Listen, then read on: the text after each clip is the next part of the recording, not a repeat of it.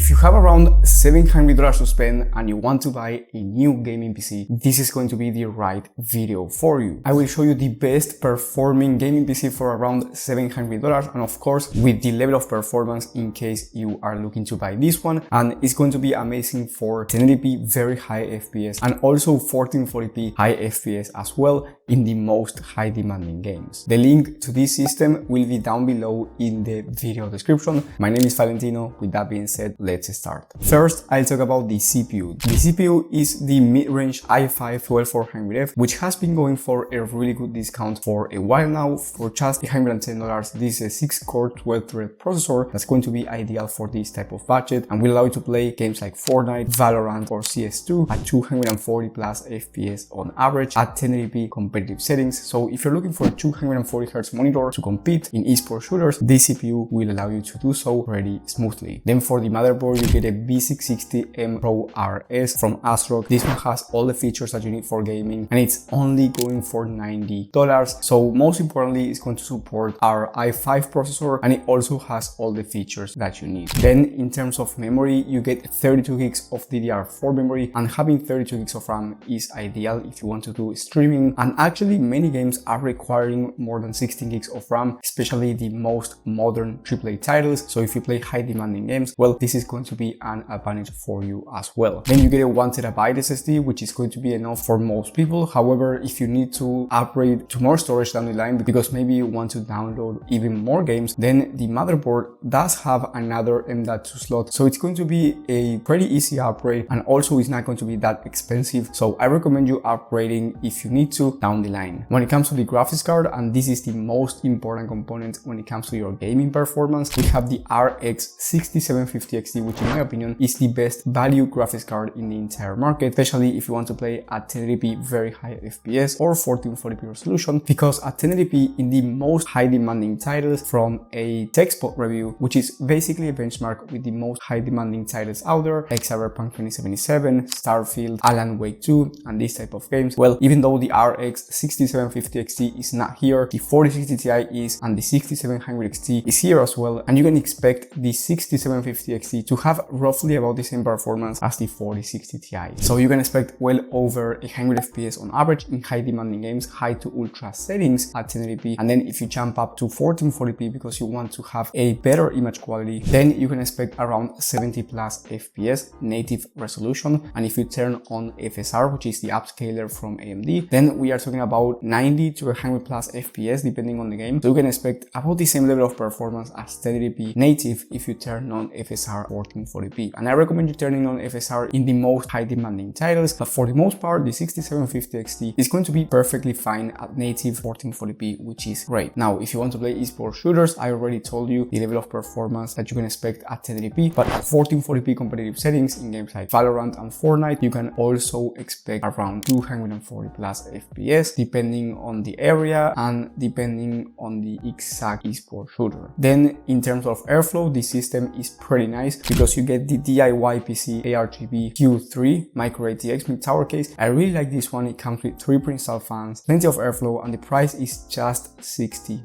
So overall amazing for the price. The airflow is pretty important inside of your system because you do not want to hurt your components, so this case is just great for the price. And last but not least, we have the power supply, and here we have an insane discount. I went with the Superflower Lite X3, which is an A-tier rated power supply, meaning that it's the best quality out there, and it's an 850 watt power supply, which is a complete overkill for this particular build. But if you want to upgrade components down the line to more beefy components, let's say the RTX 4080 Super for your graphics card or a Ryzen 9 processor, well, 850 watts is going to be enough for those type of components. So this one is going for $80, which might sound expensive for some people, but trust me when I say that usually A-tier power supplies, especially 850 watt power supply, are going for over $100. So this is a very nice discount and I do recommend you buying this one. The total price for this system when I'm recording this video is going for around $750. Remember, when you're watching this, it might be different, so I do recommend you checking the latest prices and availability from the links down below. But anyway, if you don't want to spend $750 and you want to get closer to $700, I completely understand, and in that case you can downgrade the power supply from 850 watts to 650 in the EVGA 650 BP power supply. This one is C-tier rated, so it's it's not as good in terms of quality, but it's going to work just fine with this build. You are just sacrificing some future upgradability, so that really depends on your budget and your needs. But if you make this downgrade, the price will be $715, and in terms of gaming performance, it's the exact same system. On the other hand, if you have more money to spend and you have around $800, then you can get an aftermarket CPU cooler for the i5-12400F and make the aesthetics look better. Now, it's not really necessary because the i5-12400F is fine with the stock cooler, which is free, but if you make this upgrade, it's going to look nicer, and also you will be getting better CPU temps. And then you can upgrade the graphics card from the 6750 XT to the RX 6800, and this is a nice upgrade, especially if you are playing at 1440p resolution, and you can expect a 17% increase on average from the 6750 XT to the RX 6800. And instead of an average of 70 FPS at 1440p on the most high demanding titles, you can expect 84 plus FPS, and instead of 100 plus FPS at 1080p, you can expect around 115 to 117 plus FPS, or even more depending on the game that you are playing. So it's not a big jump, but it is better performance, and the price difference is not super big. So if you have more money, this one is the right system for you. Remember that you will also have the alternatives down below. And then if you have a complete different budget, let's say you have $600 to spend, or maybe you have more, maybe you have 1,000 or 2,000 or maybe 3,000 bucks, well, in that case, I recommend you watching my monthly video on the best gaming PC builds. You will have that one in the top right of the screen, where I talk about gaming PCs for 1080p, 1440p, and also 4K resolution. Thank you guys for watching, thank you for the support, and I will see you on the next one.